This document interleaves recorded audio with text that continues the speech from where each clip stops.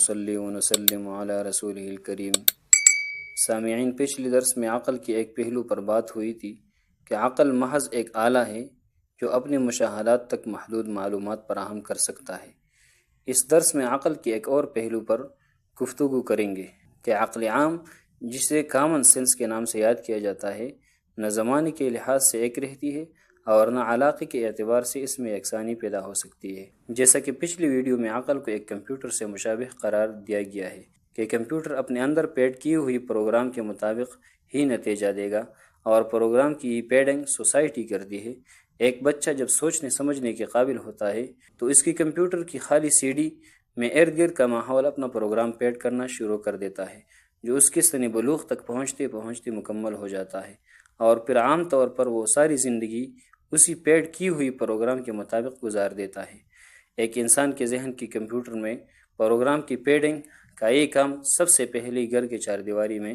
ماں باپ کی حرکات و سکنات کی صورت میں ہوتا ہے، اور وہی بچی کی ذہنی نشوونما میں سب سے اہم کردار ادا کرتے ہیں، جسے جناب نبی اکرم صلی اللہ علیہ وسلم نے ایک ارشاد میں یوں بیان فرمایا ہے کہ ہر پیدا ہونے والا بچہ فطرت پر پیدا ہوتا ہے، بس اسے اس کی ماں باپ یہودی بناتے ہیں، عیسائی بناتے ہیں اور مجوسی بناتے ہیں۔ یعنی اس خالی کیسٹ اور سی ڈی میں کسی پروگرام کی پیڈنگ کا کام سب سے پہلے ماں باپ کرتے ہیں، پھر بچہ اسی سانچے میں ڈلتا چلا جاتا ہے۔ یہ بات عام مشاہدے میں ہے کہ مسیحی ماحول میں پرورش پانے والا بچہ یقیناً یہودی ماحول میں تربیت حاصل کرنے والے بچے سے مختلف ہوتا ہے، اور ہندو خاندان میں جوان ہونے والے بچے کی نفسیات مسلمان خاندان میں جنم لینے والے بچے سے قطعاً مختلف ہوتی ہے۔ اسی طرح امریکہ کے ماحول میں پرورش پانے والے بچے کی نفسیات اور افتاد طبع افریقی بچے سے مختلف ہوگی، اور عرب ماحول میں نشوونما حاصل کرنے والے نوجوان کی نفسیات اور معقولات چینی ماحول میں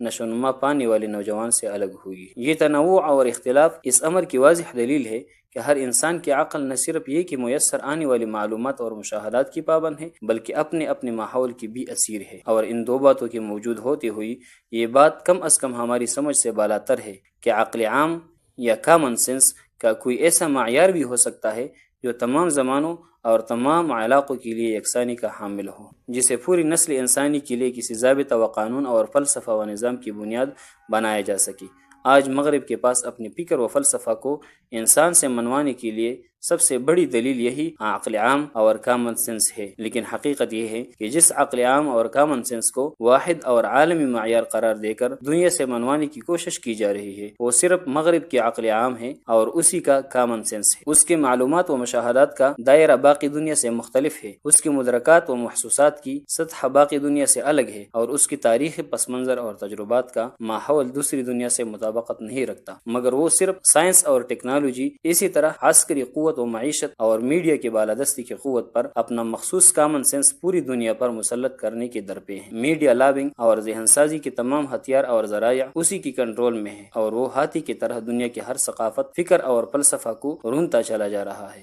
اس لیے ہم اگر اسلامی احکام و قوانین کو ان کے اصل تناظر میں سمجھنا چاہتے ہیں تو سب سے پہلے ہمیں مغرب کی پھیلائی ہوئی فکر و فلسفہ کے جال کا ادراک حاصل کرنا ہوگا، اس کے وسیع تر پروپیگنڈے کی فریب سے نکلنا ہوگا، اور اس ابدی حقیقت کو سمجھنا ہوگا کہ انسانی عقل کا اصل مقام کیا ہے اور عقل عام کی اصل حدود اور دائرہ کار کیا ہے۔ اس لیے کہ اگر ہم اپنے عقائد اور بنیادی احکام کے فیصلے اس عقل خاص یا عقل عام کی بنیاد پر کرنے بیٹھ جائیں تو ہر 100 سال کے بعد عقائد میں تبدیلی لانا ہوگی، اور ہر صدی کے بعد احکام و قوانین میں رد و بدل کرنا ہوگا، جس طرح ہمارے ملک کے آئین میں ہر سال نئی ترامیم ہو جاتے ہیں، پھر مختلف علاقوں کے لیے مختلف قوانین ہوں گے، اور یہ تصور باقی نہیں رہے گا کہ عقائد و احکام کا کوئی ایسا درجہ اور معیار بھی ہے جو عقل کے آئے دن بدلتے ہوئی فیصلوں سے ماورا ہے اور سب زمانوں کے لیے یکساں طور پر قابل قبول ہے۔ ہمیں عقل اور عقل عام کی افادیت اور کارفرمائی سے انکار نہیں، ہم اللہ تعالیٰ کی اس نعمت کی ناشکری کا سوچ بھی نہیں سکتے، لیکن وہ اپنے دائرہ کار میں رہے گی